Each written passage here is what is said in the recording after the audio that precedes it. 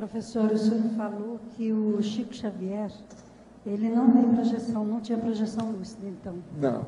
Que fenômenos que ele tinha mais? O fenômeno dele maior mesmo era psicografar. Isso ele tinha. Então, nisso ele era bom. E ele tinha também os processos de receber certas intuições que o Emmanuel dava para ele. Ele tinha aquilo bem nítido. Isso eu tive muita experiência, porque eu notava o que o Emmanuel estava pensando, e a pouco ele refletia lá. Provavelmente... Antes do Emmanuel, você está entendendo? Eu pegava a coisa do Emmanuel. E ele depois mostrava aquela realidade. Como é que ele sabia? Quer dizer, ele era bom nisso.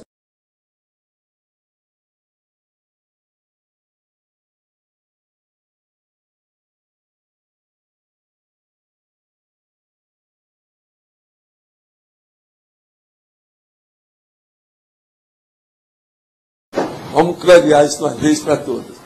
Existem dezenas de besteiradas na internet falando a meu respeito, coisa que eu nem sei o que é. Eu já expliquei isso aqui antes, já falei aqui umas 3 vezes sobre isso.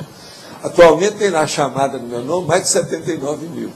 Deve ter 1000 dessas que tem besteira, que eu não sei nada daquilo. Parece que todo mundo na internet é assim, né? Não sou só eu, não. É uma prostituição, uma promiscuidade violenta que dão em cima das pessoas.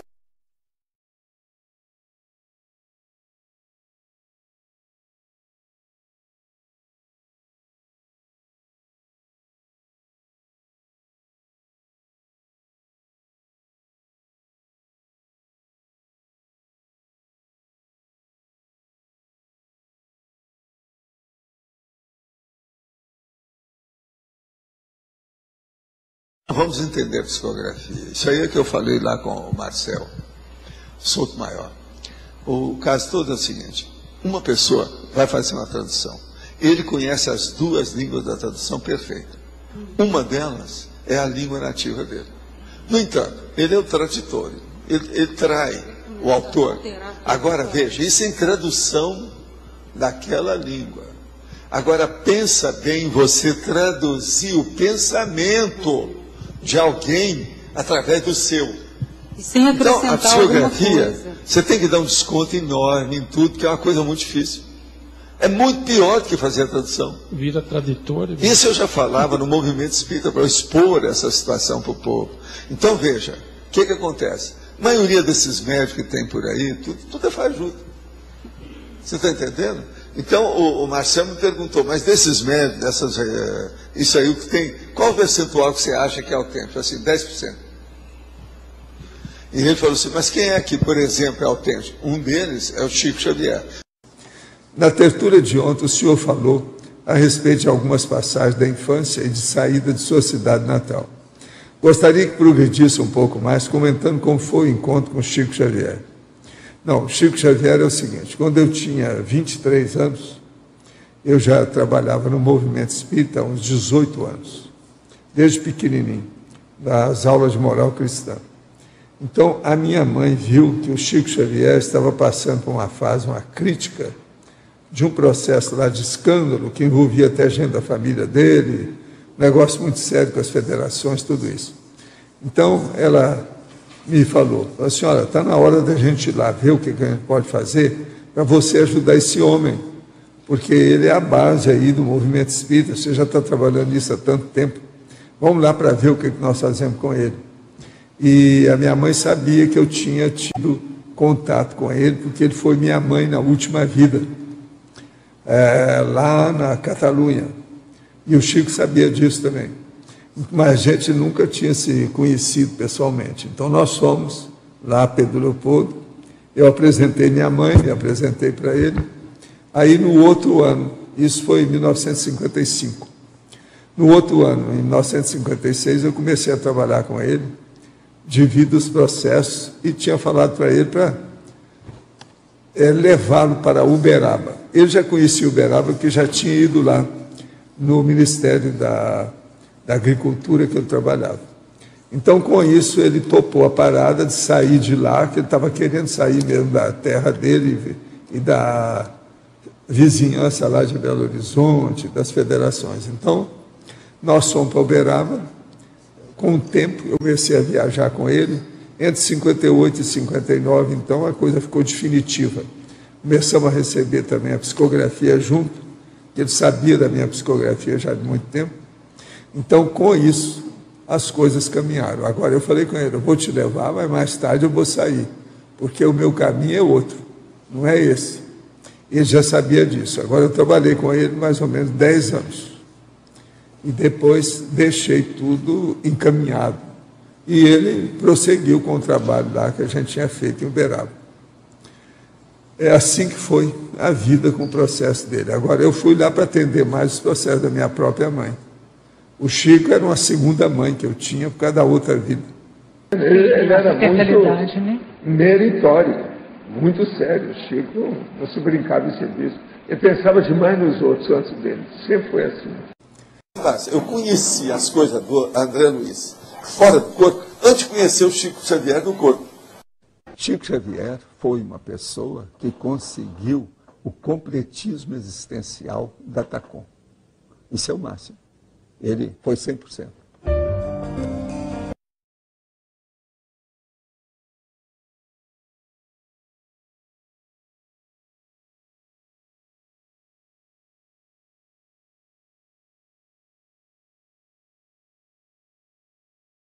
Determinadas dessomas na puberdade, na juventude, essa coisa toda, são problemáticas. E é aí que perturba essas mamães todas, que ficam às vezes 20 anos chorando as mágoas porque perdeu o filho. Mas agora, muita coisa disso, coitadas, o processo é de amor, mas é um problema também de egoísmo, né? Porque perdeu o filho, não quer aquilo. Aquele filho fazia parte dela, é um prolongamento dela. Então isso aí também é sério. Valdo? Sim. Esse tema tem muito a ver comigo, a dessoma, porque foi com base nele que eu acabei conhecendo a Conscienciologia. Eu tinha muito medo da dessoma. E uma das coisas também que eu comecei a pesquisar um tempo atrás, por causa desse medo, é sobre a programação para a dessoma. Uma coisa que eu gostaria que você falasse um pouquinho sobre o desapego, mas não tanto material, mas de pessoas. Olha, o processo de desapego é aquele que eu estou falando, no caso da mãe que perdeu o filho. O rapaz estava na motoca, de qualquer maneira, caiu, quebrou a cabeça lá, etc., dessomou.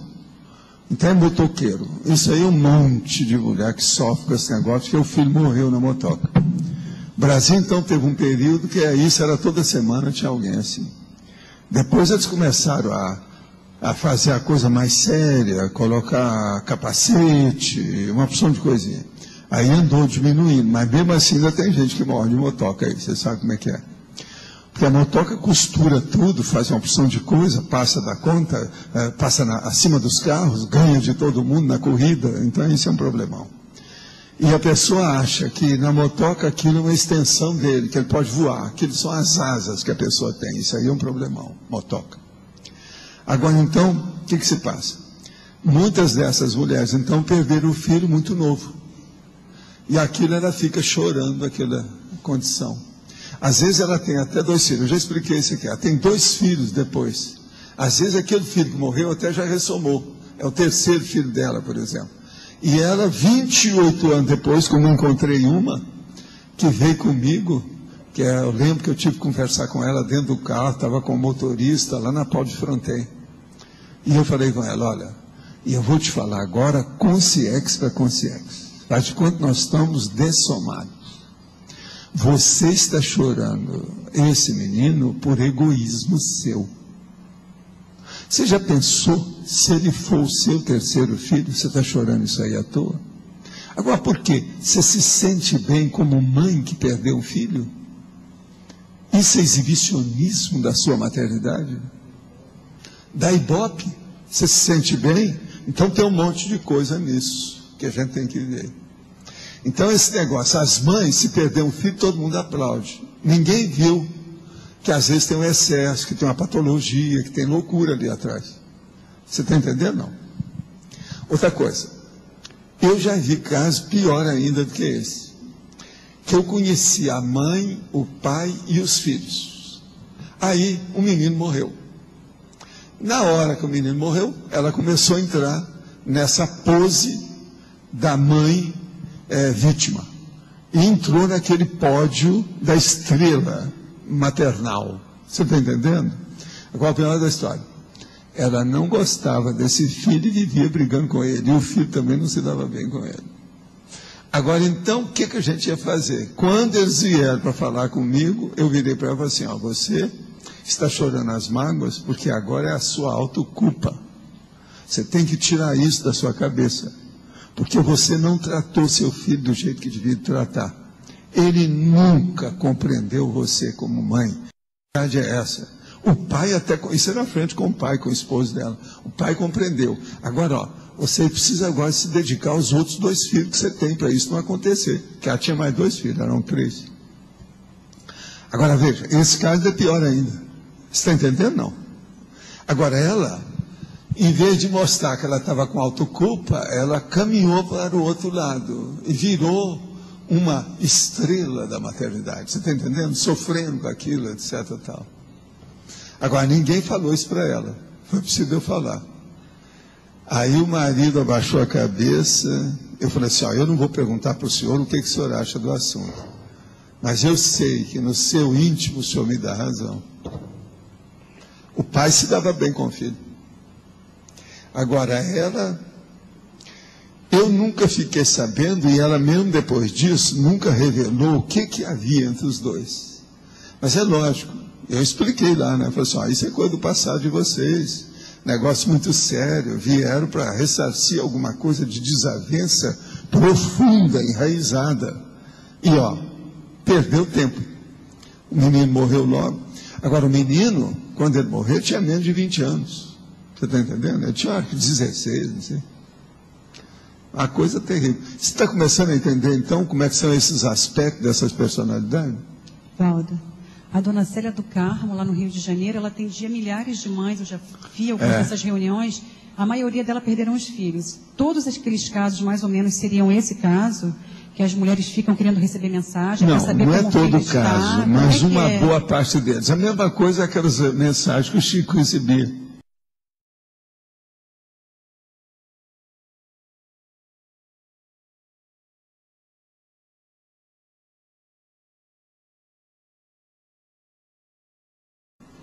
Você sabe que essas mensagens psicografadas da pessoa que morreu assim, eles mandam uma carta com os detalhes para a pessoa colocar na mensagem psicografada, né? Tem médico que ainda está recebendo essas mensagens até hoje. Eu nunca recebi uma mensagem assim. Agora, o pior disso é aquilo que eu falo para vocês. A natureza humana não fala. Quando eu deixei o movimento espírita, e eles mandaram umas cartas dessa para mim, para eu receber mensagem para a pessoa. Eu queimei as cartas, só para não envolver ninguém. Então eles mandavam, ó, o apelido dele é esse, a tia que ele gosta é essa, a madrinha dele, a Dindinha, é a fulana, ela mora assim, assim. Tudo para haver uma relação. O avô, que ele gostava muito, morreu no ano tal. Agora, eles mandavam essas cartas com tudo já mastigado para você colocar. Tudo... é carta marcada, jogo de carta marcada. Foi por isso que quando o Souto Maior esteve aí, eu falei com ele, você já viu isso, seu já? Ele já tinha visto. Todo mundo que vai estudar isso acaba vendo, que ele vai encontrar isso aí. E ele até sabe, tem médico, que ele evita, que sabe que tem médico até hoje, que ainda estão recebendo essas coisas e fazendo aí um auê, né? Isso dá ibope. Sabe, o processo é o seguinte, faz média com muita gente, etc. Então, a mãe faz média, o médico faz média, o centro espírita faz média, é um monte de coisa. Agora, ó, se você observar, lá em Uberaba, na minha época, o Chico não recebia essas mensagens.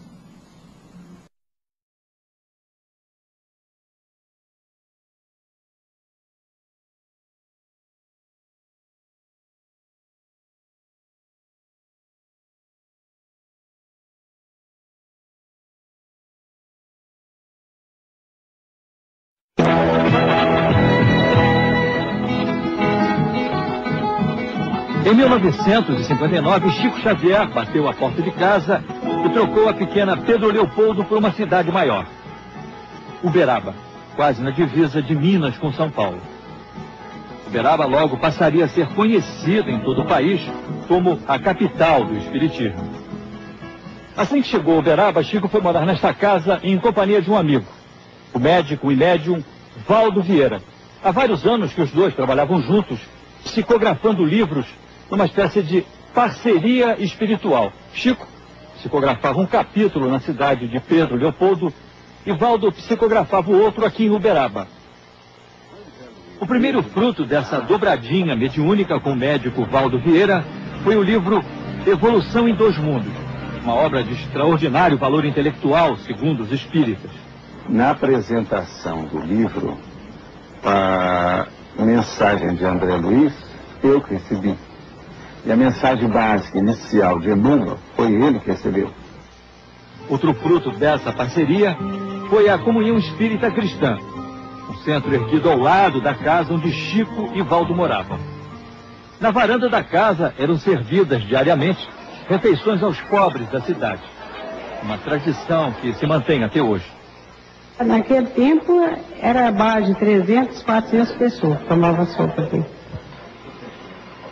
Mas quem melhor documentou essa época foi o jornalista Jorge Rizzini. Ele se orgulha de guardar em casa um verdadeiro tesouro, o filme que ele mesmo gravou no início dos anos 60, logo depois que Chico foi morar em Uberaba. Aqui nós pegamos o avião, tomamos o avião para poder filmar. Isso é fila? A fila gigantesca da distribuição do Natal. Então a fila é gigantesca de pessoas carentes das favelas, porque Uberaba tem muita favela. É muita gente, né? Mas essa multidão não se concentrava na porta de Chico só nos dias em que ele e Valdo Vieira distribuíam mantimentos. Quase todos os dias era assim. Chico costumava circular entre o povo, ouvindo pessoas e resolvendo problemas. Esse compromisso de amar o próximo com a si mesmo o tem acompanhado ao longo de toda a sua vida. Ele sempre foi uma pessoa muito boa de convivência, muito dócil, prestimosa e com, vamos dizer assim, um espírito assistencial permanente. Como a própria psicografia, que virou uma espécie de marca registrada da sua mediunidade. Ela, inclusive, acabou por transformá-lo no médium mais respeitado do país. O médium Valdo Vieira, que estava sempre a seu lado, também participava dessas sessões de psicografia. Quando o médium começa a psicografar, ele sente que tipo de sensação física? A sensação é agradável quase sempre. Há uma contração de músculos e de sistemas, se o médium está mais ou menos semiconsciente. Agora, ele vê que ele está sendo possuído, ele é impulsionado por uma inteligência, uma força, vamos dizer assim, coesa, que o domina completamente. E o fluxo, então, daquela ideia passa por ele, atinge o processo da mão, as rédeas passam para outra consciência, outra inteligência que está dominando ali temporariamente. Como é que você explica aquela velocidade na hora da psicografia? Mas a coisa mais séria não é isso. A coisa mais séria é quando esse médico psicógrafo recebe mensagens em poesia, por exemplo, poemas, sonetos. Receber 2, 3 sonetos simultaneamente, às vezes até em línguas diferentes, numa velocidade espantosa, temas diferentes e que estão quase sempre relacionados com pessoas que estão chegando ali pela primeira vez. Chico fazia sempre questão de ler os poemas que psicografava. Lamento de quem ama, do mais nobre aos mais plebeus, mesmo florindo na lama, é um lindo do amor de Deus. Alta de Souza. Em maio de 1965, Chico e Valdo Vieira viajaram aos Estados Unidos para difundir a doutrina de Allan Kardec. Em Nova York, além de psicografarem algumas mensagens e atenderem pessoas que necessitavam de ajuda, os dois ainda fundaram um centro espírita. Em Nova York, você e o Chico chegaram a psicografar juntos. Nós psicografamos muitas mensagens em inglês lá. Foi também publicado esse livro, né? Que é Word of the Spirit. Esse livro foi publicado lá em Nova York. Em New York. Todos esses livros psicografados compõem hoje uma respeitável obra literária. Que nós começamos a receber mensagem em inglês. Tanto eu já recebia antes, ele sabia. Nesse período. Eu recebia em inglês, recebia desenho, recebia em português, recebia em espanhol, um monte de mensagem. Agora, ele começou a receber, então, junto do português, de vez em quando vinha uma mensagem em inglês. Outra coisa, bem boas, bem sérias, chegaram a publicar. Entendeu? Ninguém esperava que isso fosse acontecer com ele. Agora, essa vida dele foi muito útil, foi muito bom. Ah, sim. Ele fez TACOM a vida inteira, né? Ajudou muita gente. Agora, ele sempre teve tendência da maternagem. Ele sempre foi uma mãe, entendeu? Uma mãe. Sei. Então, ele virou um santo do espiritismo, uma santa. É igual a santa, é a maternagem. Essas coisas existem. Tudo existe. Beleza. Chico. Ele ficava até 12 horas seguidas na mesma posição, psicografando. Chegava a escrever 1000 páginas numa única noite. Nós levamos algumas mensagens psicografadas por Chico Xavier para serem analisadas por um dos maiores estudiosos de grafologia no Brasil. Autor de 21 livros sobre perícias grafotécnicas, o professor Celso Delpitia. Então a escrita é praticamente inidentificável com a dele próprio. Além de estar escrita ao espelho, além de ser uma escrita revertida, que está escrita ao contrário de... Não há nada que se assemelhe, não há nada que indique a mesma autoria do Chico Xavier. Então, por exemplo, quando você psicografava as obras com o Chico, qual era o foco na hora que você estava psicografando? Era também assistência? Não, eu olhava lá e deixava a pessoa escrever. Depois que escrevia, eu ia ver se a mensagem estava correta, se havia coerência. Eu sempre olhei o processo de coerência.